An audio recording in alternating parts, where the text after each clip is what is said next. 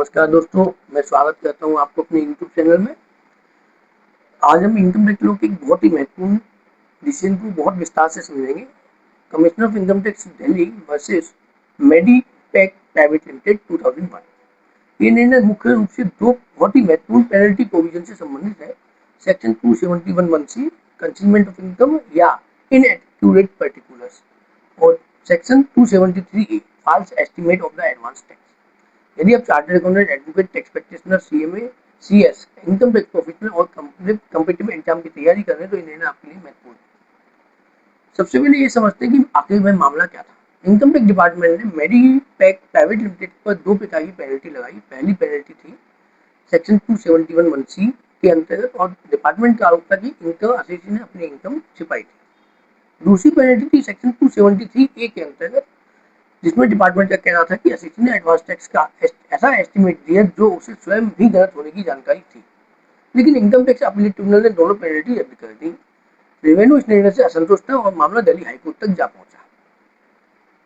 Assistant ने अब हम पूरे घटनाक्रम को क्रमबद्ध तरीके से समझते हैं। असिस्टेंट ने एडवांस टैक्स का एस्टिमेट दाखिल किया। बाद में डिपार्टमेंट ने पाया कि वास्तविक इनकम उस एस्टिमेट से कहीं अधिक थी।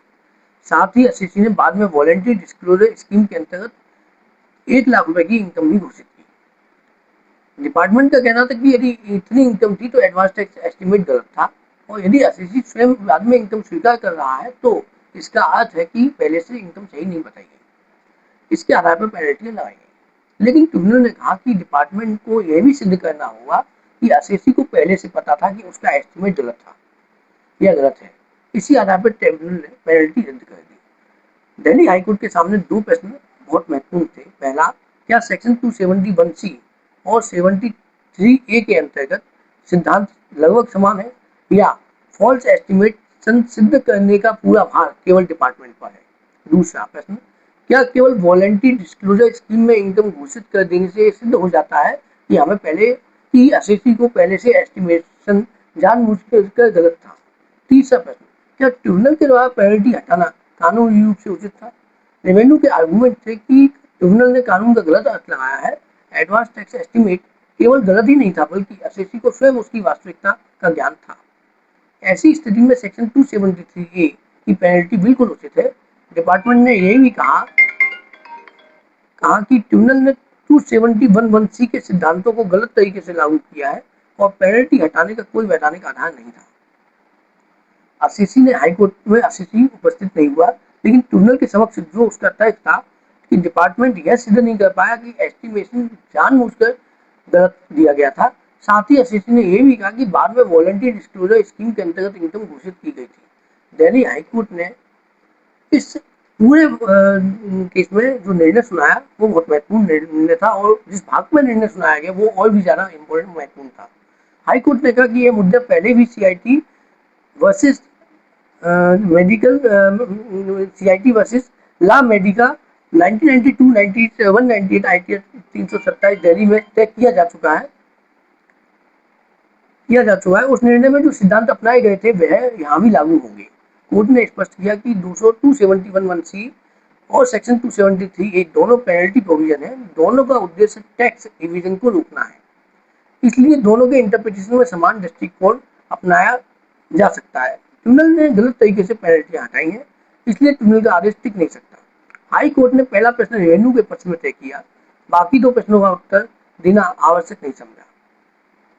पेनल्टी हटाने के लिए केवल यह कहना पर्याप्त नहीं है कि डिपार्टमेंट ने और अधिक एविडेंस नहीं दिया।